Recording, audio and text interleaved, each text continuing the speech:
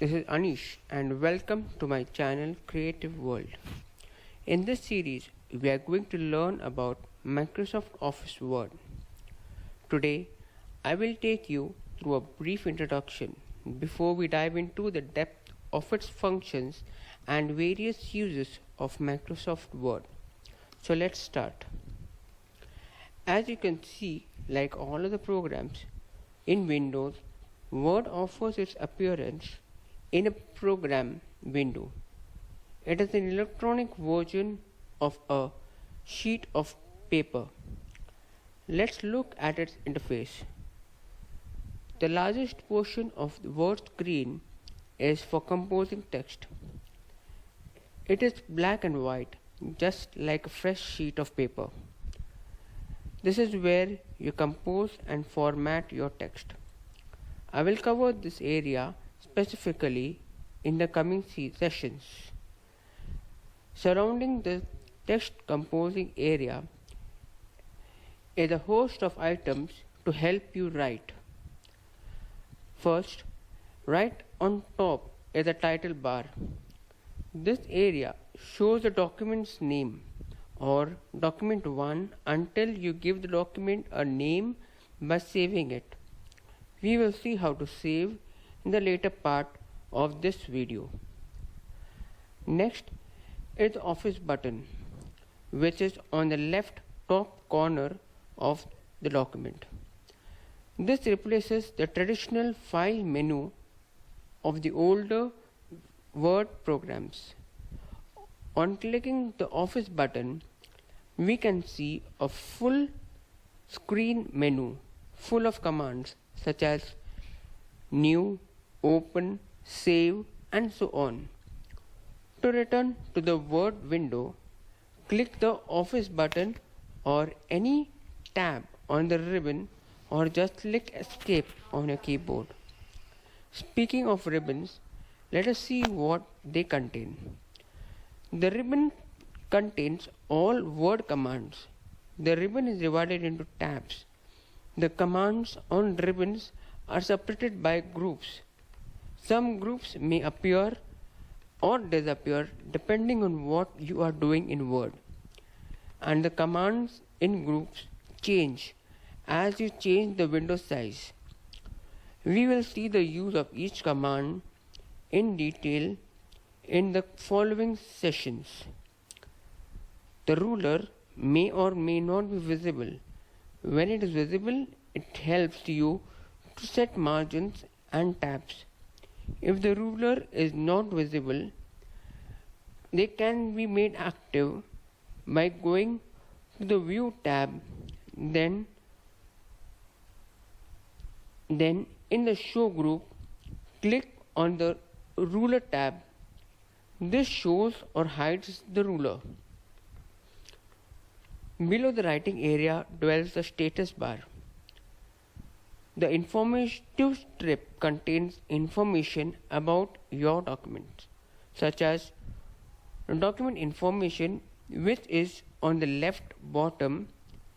It is specific to your document, such as the page number, the number of words on your document, and language. The View button, which is on the right bottom, specifies how the blank page appears in the window. Now let's go through each of them. Print layout is the default mode for Word document. In this view, the entire page of text displayed on the screen is just as you get in the printouts. The draft layout shows only the basic text and not the fancy features. Because the draft view does not show any fancy formatting such as graphics, columns, page breaks, you can more easily concentrate on writing. The full screen reading enables to view the entire document on your monitor, hiding all the ribbons and scroll bars. Now to come back to the print layout, just click on the escape button on the keyboard. The web layout enables you to view the document as it can be seen on the website. The outline enables you to view the document outline and do the editing of the document formats, which we will see in the coming sessions. The zoom options specifies how large or small your document appears inside the window. We have two scroll bars, the vertical scroll bar and the horizontal scroll bar. Now, the vertical scroll bar can be used to scroll your document up or down. The document scrolls one line of text for each time you click the up or down arrow button. An elevator button appears inside the scroll bar. You can drag this button with the mouse up or down to scroll the document. The horizontal scroll bar appears just above the status bar, but only when your document is wider than the window. When that happens, you can use the horizontal scroll bar to shift left or right. Finally, when we have finished our work, we need to save our document. To do so, we need to go to the Office button, which is right on top. Click on the Office button and you can see the Save option. Click on the Save option. Go to the desired place where you want to save your document. Right now I want to save on my desktop, so I click on my desktop. There is a folder named as Microsoft Word. Click on that folder and you can write down whatever name you want, like Intro to Word.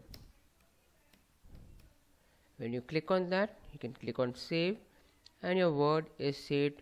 You can see here on top it is Intro to Word. This is the name of your document. Now your document is saved on one particular location. If you want to change the name of your document, or you want to change the location of your document, that is, right now it is on the desktop, you want to change the location to some other place, you can do so by using the option Save As. To do that, go back to your Office button and here you have the option as Save As. Just click on this and right now the name is Intro to Word. You can change the name as Intro to Word 1.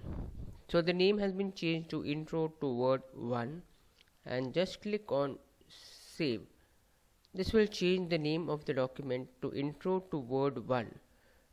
So whenever if you do any changes on this and click on Save, this will be saved on Intro to Word 1 and not on Intro to Word. In the same way, if you want to change the location, you can do so with Save As option. Just go back to the Office button, click on Save As and you can change the location. Now I want to change to Documents. Click on Documents and you can keep the name as Intro to Word 1 or any other name can be changed and click on Save. So whatever changes you make will be saved in Intro to Word 1 but in the location Documents. Once we have saved our work, we need to close. To do so, you can do in two different ways. One, you can close this particular Word document only, or you can even close the entire Microsoft Word. Now to close only Intro to Word 1, the benefit of this is you can still work on Microsoft software with another document open. To do so, you can go to Office button, and here you have the option close. Just click on close, and you can see here your intro to Word has been closed, but another document, Introduction to Microsoft Word, is still open. So we can do change, you can write on this particular document. And if you want to close the entire Word, Microsoft Word software, just go on Office button, and you can click on Exit Word.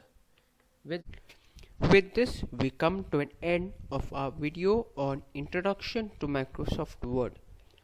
See you all in the next video, and do not forget to like and share this video with your friends and family members.